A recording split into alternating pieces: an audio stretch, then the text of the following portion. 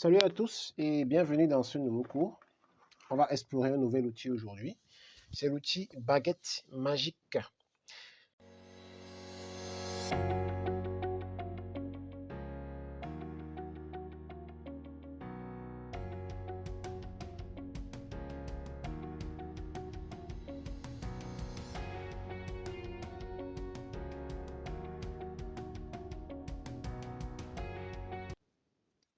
Alors, la Baguette Magique fait partie, n'est-ce pas, du groupe qu'on peut appeler les outils de sélection.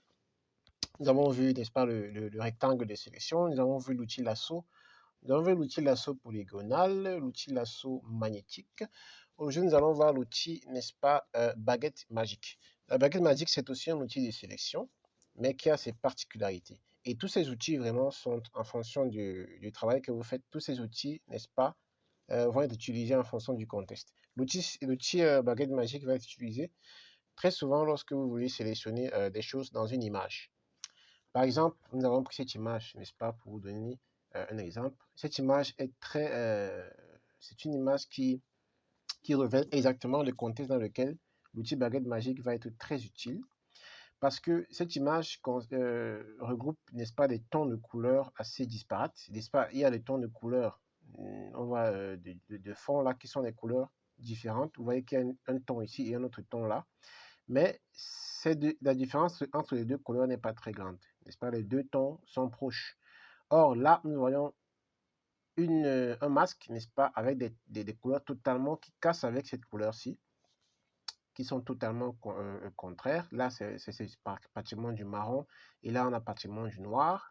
Mais à l'intérieur, n'est-ce pas, de ce masque, nous avons des couleurs qui se rapprochent du gris de l'extérieur. Alors, donc, la manière dont les tons sont utilisés dans cette couleur sont parfaites pour illustrer, n'est-ce pas, l'utilisation, n'est-ce pas, de la baguette magique. Donc, nous verrons toutes les options, n'est-ce pas, de la baguette magique, et c'est vraiment super.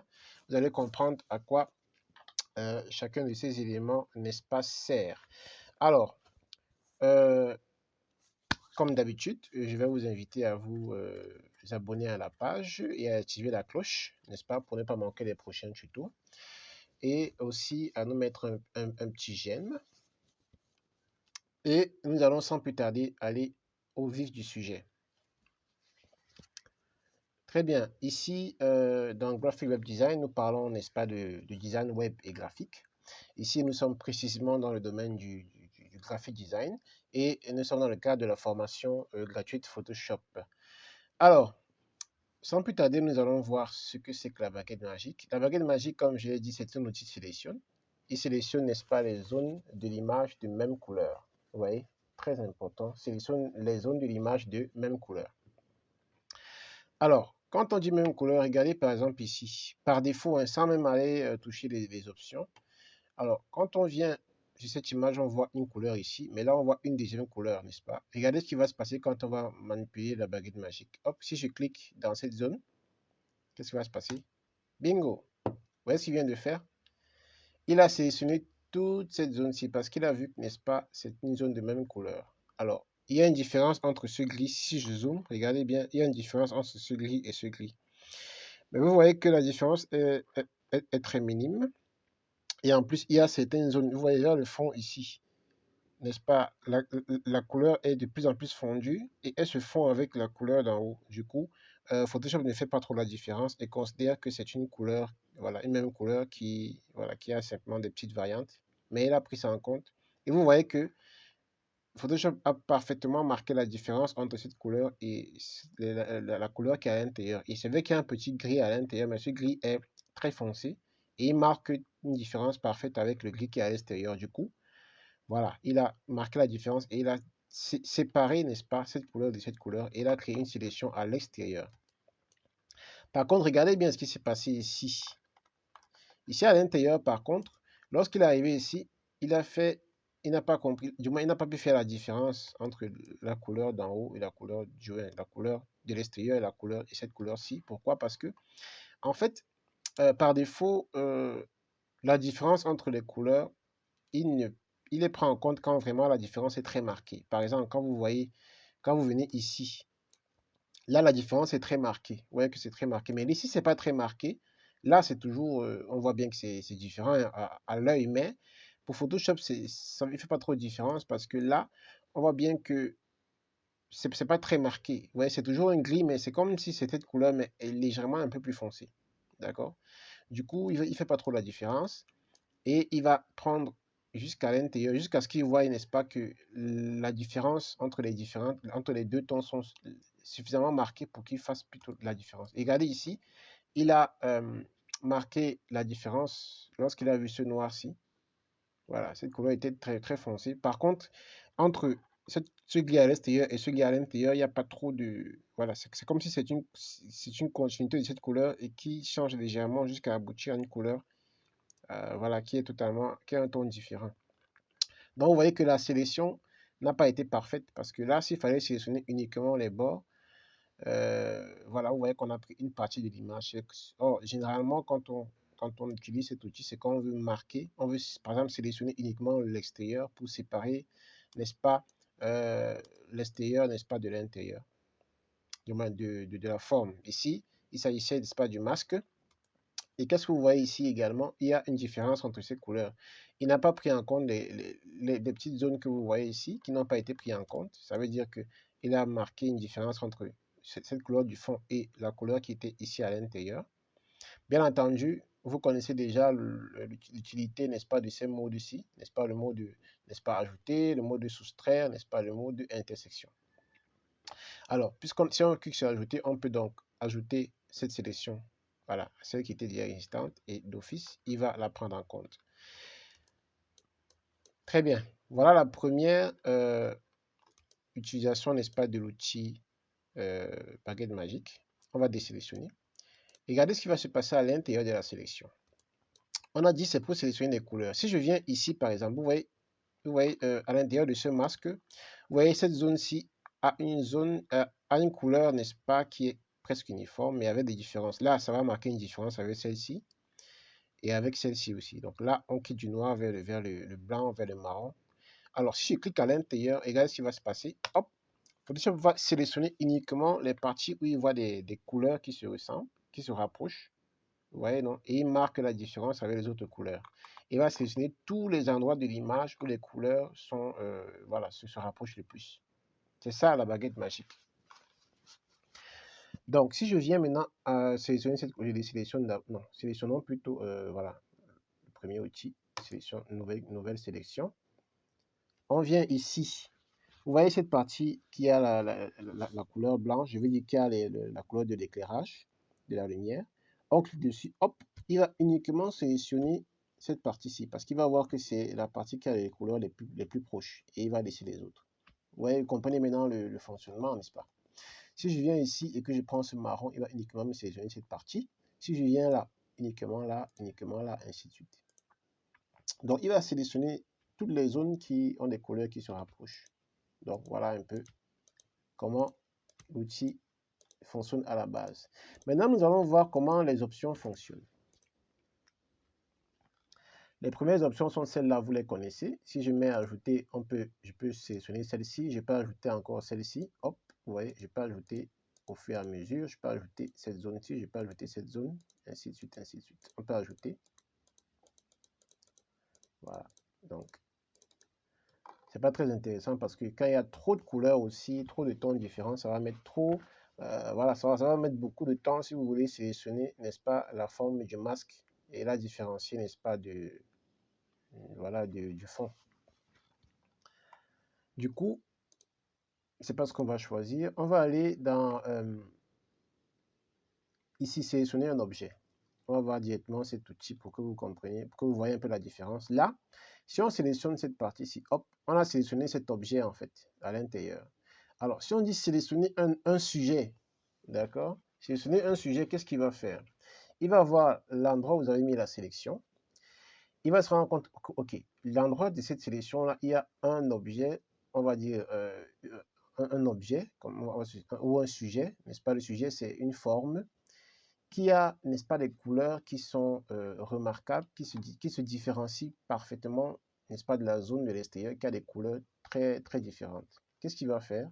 En sélectionnant un sujet, n'est-ce pas, on met OK, vous mettez OK. regardez ce qui va se passer. Bingo. Là, Photoshop a automatiquement sélectionné notre masque. Pourquoi? Parce qu'il a vu qu'on a mis la sélection à l'intérieur et il examine maintenant là où on a fait la sélection là. Est-ce qu'il y a, est-ce que ça correspond à une zone qui contient des couleurs suffisamment contrastées par rapport à une autre zone de couleur.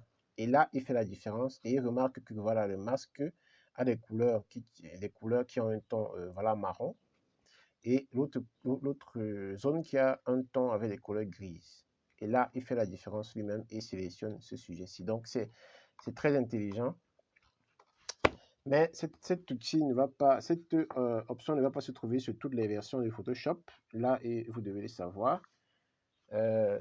Ici, c'est la version Photoshop 2019. C'est Photoshop 2019 ici. Donc, dans les versions antérieures, je crois que dans 2018, je ne sais pas s'il y a ça à 2018, mais à 2019, vous allez trouver cette option. Très bien, on a sélectionné notre forme. Maintenant, si on fait ça plutôt à l'extérieur, regardez très bien. Bon, c'est vrai que là, à l'extérieur, déjà, si on clique là, ça va sélectionner tout. Bon, ou alors presque tout. Si on veut sélectionner un sujet, on met OK.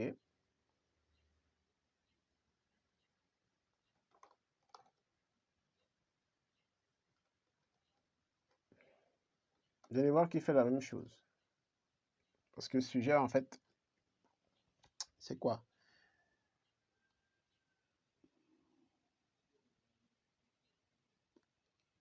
En fait, il crée, n'est-ce pas, une sélection à partir des objets les plus visibles de la page. Parce que, n'est-ce pas, cette forme-ci du masque est la forme qui est la plus, la plus contrastée et la plus visible de la page. C'est pourquoi il la différencie, n'est-ce pas, de l'autre partie. Donc, si vous voulez pouvoir sélectionner uniquement cette forme, quel que soit où vous allez cliquer, il va sélectionner le sujet qui se démarque le plus, donc qui est le plus visible, et il va l'afficher. D'accord? Très bien. On les sélectionne. Alors, au niveau de la taille maintenant, ça c'est échantillon ponctuel. Ça veut dire que si je sélectionne, par exemple là, en cliquant ça va sélectionner uniquement les zones de couleur qui sont, voilà, qui se ressemblent. Mais si je mets ici la moyenne 3 sur 3, si je clique là, parce que là, si on voit dans l'information, et je vous invite toujours à mettre le curseur pour voir ce que Photoshop dit, n'est-ce pas, de cette partie. Voilà, il ne se passe rien. OK. Si on clique là, regardez ce qui va se passer. Il va sélectionner un peu plus. D'accord? Et si je mets, au lieu de 3, je mets peut-être, disons, 30, 31, 31, regardez ce qui va se passer. Hop, il va sélectionner encore beaucoup plus. Donc, ça veut dire quoi? L'échantillon ponctuel, lui, il va vous permettre de sélectionner uniquement les couleurs qui se ressemblent. Et ça sera Photoshop qui va déterminer. Mais si vous mettez 3 sur 3, il va augmenter légèrement. Ça veut dire qu'il va faire, n'est-ce pas, un tri un peu différent. Et ce sera quel tri? Ce sera de se rendre compte que, hop, hop, si je mets, il faut zoomer là. Qu'est-ce qui va se passer si je fais, n'est-ce pas, à la moyenne, n'est-ce pas, 3, 3? Là, ce qu'il va faire, c'est que il va pas seulement prendre en compte cette petite zone-ci, mais il va légèrement faire un décalage. C'est-à-dire, il va voir que si les couleurs qui suivent, n'est-ce pas, euh, ont des tons qui se retrouvent dans l'image, voilà, il va aussi les prendre en compte. Du coup, il va élargir un peu la zone de sélection. Si je mets 5, 5, c'est pareil, il va élargir un peu plus. Vous voyez que ça s'élargit un peu plus. Si je mets 11, 11, il va élargir beaucoup plus encore, mais très légèrement. Si je mets encore voilà, 31, 31, là, il va élargir encore plus. Vous voyez que là, il est carrément sorti du cadre.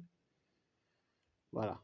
Donc, si vous voulez que l'échantillon soit ponctuel, c'est-à-dire qu'il prenne uniquement en compte une zone de couleur, n'est-ce pas, qu'il soit défini. Par exemple, si je mets cette couleur-ci, si je mets cette couleur-ci, tu vois que ce sera petit. Si je mets cette couleur, en fonction vraiment de là où on met la couleur, ce sera ponctuel. D'accord? OK. Et si je mets 3, 3, Là, si je mets 11, 11 et que je mets toujours cette même couleur, ça va être un peu plus grand. Donc, là, c'est pour les échantillons. Maintenant, la tolérance, c'est comme les échantillons, en fait. Ça dépend de la... Si je mets la tolérance à 32, c'est une tolérance moyenne. Ça veut dire que ça va voir un peu les couleurs qui se rapprochent le plus. Mais si j'augmente la tolérance à 131, par exemple, 131, il va m'élargir encore plus. C'est-à-dire, il va pas tenir compte uniquement des couleurs qui se rapprochent le plus, mais il va élargir encore. Il va voir que ok, la couleur qui est suivante, même si elle est légèrement différente, elle a un peu de ton de gris, il va la prendre aussi. Donc, vous voyez jusqu'où ça va partir. Partout, il va voir qu'une couleur a légèrement un ton qui se retrouve dans là où on a fait la sélection, il va le prendre. Du coup, partout où il y a des... Voilà, vous voyez qu'ici, il y a un ton légèrement grisâtre. Partout où il y a un ton légèrement grisâtre, il va sélectionner. Parce qu'on a mis la tolérance à 132. Donc, si vous voulez, n'est-ce pas, une sélection plus précise, vous devez réduire donc la tolérance. Donc, quand elle est réduite, vous voyez ce que ça fait, la différence. Donc, prenez bien soin de réduire la tolérance si vous voulez un travail plus précis. Lissage, on a vu ce que c'est. C'est pour lisser, n'est-ce pas, la sélection. On l'a vu dans l'outil lasso. Il y a aussi le lissage ici. Maintenant, les pixels contigus. C'est quoi les pixels contigus? Les pixels contigus, en fait, ce sont les pixels.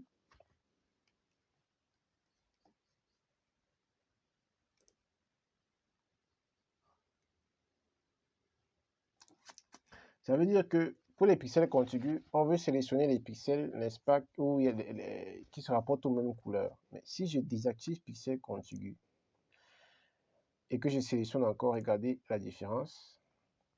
Vous voyez? Là, ça a carrément pris partout. En fait, qu'est-ce qui s'est passé ici? Contigu, ça veut dire que ça sélectionne uniquement une zone où il y a les mêmes couleurs. Et si ça voit des couleurs très, très marquées et différentes, ça s'arrête. Or là, ça va sélectionner les pixels dans toute l'image. Okay. Ici, vous voyez que toute l'image, partout où il y a du gris, que ce soit ici, partout où il y a du gris qui se rapproche à ce gris où on a fait la sélection, partout où il y aura ce gris-là, ça va sélectionner sur toute l'image. C'est la différence. Si on met pixel contigu, ce que ça va faire, ça va uniquement prendre dans la zone contiguë, d'accord, à ça. Et même s'il y a même si ce gris-ci se retrouve ici, ça va pas sélectionner, ça va uniquement sélectionner la zone où on a cliqué. Mais si on désactive pixel contigu, ça va prendre dans toute l'image, partout où ça va trouver une couleur qui se rapproche de celle où on a sélectionné, ça va aussi sélectionner partout dans l'image. Ce qui fait que lorsqu'on cliquera ici, hop, vous voyez, partout il y aura ce gris-ci, partout ici, ici, ici, là sur le nez, là, partout ici, ça va sélectionner, même sur l'oreille ici, ça a pris un peu. Donc voilà un peu lorsqu'on prend le pixel contigu. Donc, par défaut, pixel contigu est activé parce que par défaut, généralement, quand on fait les sélections, on veut sélectionner des endroits précis. C'est pourquoi le pixel contigu est activé. Alors, échantillonner tous les calques maintenant, cette option permet de faire quoi? Cette option permet d'échantillonner tous les calques, c'est-à-dire que si l'image a plusieurs calques, ou alors si c'est une image composite, composite, ça veut dire que cette image est composée de plusieurs calques. Ici, nous avons un seul calque, ça veut dire que cet outil ne sera pas utile ici. C'est utile quand vous avez plusieurs calques où les images sont composées, n'est-ce pas? L'image est composée des images qui se trouvent dans tous ces calques. Ça veut dire un calque, par exemple, qui contient le fond, un calque qui contient cette forme, ça fait deux calques. Et lorsqu'on va cliquer sur cet outil, il va permettre de sélectionner dans les deux calques, même si c'est deux calques différents. Alors que par défaut, l'outil baguette magique va uniquement sélectionner dans le calque qui est actif. Or, s'il y a plusieurs calques, il va sélectionner dans tous les calques visibles. Il ne va pas tenir compte d'un seul calque, mais quand on va cliquer sur là, où on veut faire la sélection, lui, il va considérer tous les calques visibles et il va prendre en compte l'image qu'il voit. Très bien. Le dernier en date, c'est celui sélectionné et masqué que vous connaissez déjà. Si vous voulez voir son fonctionnement, vous n'avez qu'à aller, n'est-ce pas, dans le tuto qui parle, n'est-ce pas, de l'outil lasso, où nous avons parlé de sélectionner et masquer. Mais pour faire un petit bref rappel, en cliquant, n'est-ce pas, sur une zone de sélection, on clique sur sélectionner et masquer, hop, on a donc, ça récupère donc cette partie, c'est cette zone-ci, et on peut donc faire des manipulations avec ça. C'est très utile pour faire des manipulations d'image. Si vous voulez vraiment prendre une partie de l'image, voilà, augmenter son contraste, contour progressif. Vous voyez comment, ce qu'on peut faire avec cette partie, augmenter son lissage, augmenter le contraste, ainsi de suite, déplacer le contour. Voilà. Donc, tout ce qu'on peut faire avec cette sélection, on peut la manipuler, la transformer, mettre des... Voilà. Et puis, valider ou annuler. Très bien. Ce cours est terminé sur la baguette magique. Vous savez maintenant à quoi ça sert quand vous voulez faire des sélections, n'est-ce pas, par couleur, en cliquant simplement une seule fois. Ça se fait juste en cliquant, hein. Voilà. À la différence des autres outils de sélection où il faut carrément créer une forme. Là, ce n'est pas la forme. Cet outil agit dans les images. Si vous venez sur un calque, par exemple, où il n'y a pas d'image, ça veut dire qu'il n'y a pas des couleurs, des éléments dans l'image qui ont des couleurs, des décors avec des contrastes différents. Qu'est-ce qu'il va faire? Il va sélectionner tout le calque. Ça veut dire qu'en cliquant ici, hop, vous voyez que tout le calque est sélectionné. Donc, c'est comme ça. C'est pourquoi on utilise cet outil uniquement sur des images. Donc, c'est ça aussi la différence remarquable entre l'outil de sélection avec la baguette magique et les sélections avec les outils, voilà, rectangle de sélection ou bien les outils lasso. Très bien. Merci d'avoir suivi, n'est-ce pas, ce cours jusqu'à la fin. N'hésitez pas à vous abonner pour suivre, n'est-ce pas, nos nouveaux cours, nos nouveaux tutos, pour être informé, n'est-ce pas, du meilleur du graphisme et du web design. Sur ce, je vous dis ciao et à un prochain cours.